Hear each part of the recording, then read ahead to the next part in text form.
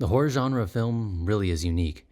More than simply eliciting a quick adrenaline rush, it allows us as the audience to come face to face with our darkest fears in all of their terrible forms, from the safety of a nice, soft chair. The best among them might even get us to rethink what we used to take for granted. All great horror films have certain elements that set them apart from the rest, whether that's the wide appeal of Jaws, the manic, obsessive terror of Kubrick's The Shining, or the influence of Karl Freund's cinematography from Dracula. However, there is one film that combines elements like these and many, many more into a single terrifying film, which I believe to be one of, if not the greatest horror films ever made: Alfred Hitchcock's Psycho. From Bernard Herrmann's infamous score to the film's themes to the many twists and turns of the plot, Psycho was revolutionary in its time. But as a horror film, and more importantly in order to be considered among the greatest, it needs to have something more than just that. It needs to be scary. Even by today's standards, few films are as frightening as Psycho. But how was Alfred Hitchcock able to craft such a terrifying film more than 60 years ago, with no grotesque creatures, no gore, and only a few drops of chocolate syrup in place of blood? Let's take a look at how the master of suspense did just that. First, by examining his use of framing his subjects. Hitchcock was concerned first and foremost with creating an emotion with his work. I'm more interested in how to handle the material to create an emotion in an audience. Content, I'm not interested in at all. I don't give a damn about what the film is about. He was at his best when eliciting emotions like dread, anxiety, paranoia, and fear. As technically precise as he was, having even invented a new type of shot with cameraman Erman Roberts for Vertigo, he generally stuck to the basics to get the right emotional response, but did so with incredible thought and precision. When following his protagonists, and Psycho has many, he's mindful to keep the audience invested by sticking with the subjective angles of the protagonists, and most often in medium shots, which create a sense of closeness to the character as it keeps the camera close enough to feel close and connected, but at enough of a distance not to be unnerved. The camera movement is generally guided by the character, moving along with them as if part of the conversation. He then only switches to close-ups in order to unnerve the audience, pushing the subject on an audience in order to create a sense of shock and unease. During those scenes of shock and horror, Hitchcock gives subtle cues as to what's going to happen through his mastery of slight adjustments in framing, presenting the action in a unique way.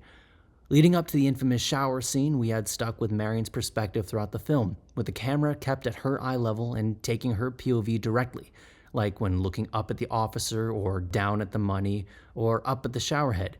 But then, as the killer enters the room, the camera switches to an angle just higher above her head, closer to the eye line of the killer, and switches between high angles looking down and close-ups directly in line with the action. He uses this switch again to a greater degree during the attack on Detective Arbogast, wherein he demonstrated the importance of staying with the protagonist leading up to the attack. We were waiting for Mr. Hitchcock to arrive, and we got a phone call that he had the flu. He told us to shoot from Saul Bass's sketches. He said, well, you've done a good job, fellas, but I can't use it. You've shot a murderer going upstairs, close up of the hands on the banisters. This is a man who's going to get murdered. You have to shoot it all in a loose shot just of him going up the stairs. We stick with medium shots of the detective following along as he investigates, then switching to the bird's eye view shots overhead when the attacks begin, almost as if we are one of the stuffed birds on the wall, watching from a safe place, until we are then thrown back into the fight with the close-up shots. Now let's look at Hitchcock's philosophies on suspense and on-screen violence, and how he came to use them to shape Psycho. Suddenly, a bomb goes off. What do the audience have? 10 seconds of shock. Now take the same scene and tell the audience there is a bomb under that table. You've got the audience working. Hitchcock believes suspense came from the anticipation of an event and used that to great effect. In his own words, there is no terror in the bang, only the anticipation of it. Throughout the first third of Psycho, the film's MacGuffin, the $40,000, is featured prominently, both by way of cutting back to it as well as having hidden in different locations, like in the newspaper, and keeping that in plain sight for the audience. so that it, as well as the threat of capture it brings, is on the minds of the viewer at all times. This then elevates simple conversations into tense scenes that carry the weight of the unknown.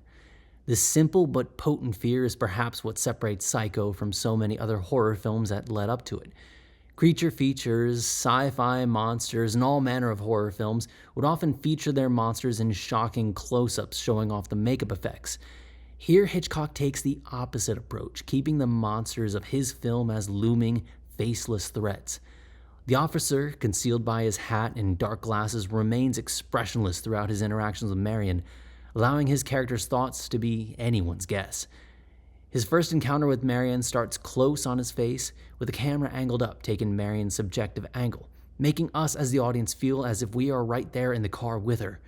Then, even though the angles get farther and farther away, and he becomes smaller in the frame, he remains motionless and expressionless, as a threat to Marion that she cannot seem to escape.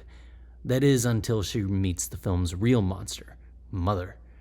Hitchcock conceals her identity as well through the film, showing her only in silhouettes, bird's-eye view shots, and keeping her backlit until it's time for that horrible reveal at the end. Even disregarding the film's incredible twist ending of the identity of Mother, keeping her as a faceless entity bent on murder was a brilliant move, keeping in line with Hitchcock's basic premise of the fear and anxiety of the unknown being worse than what we can actually see, and allowing us as the audience to project our own fears onto the faceless terrors of this film. Happy Halloween, everybody. The audience already aware that a monster was around, but they didn't know when it was going to happen.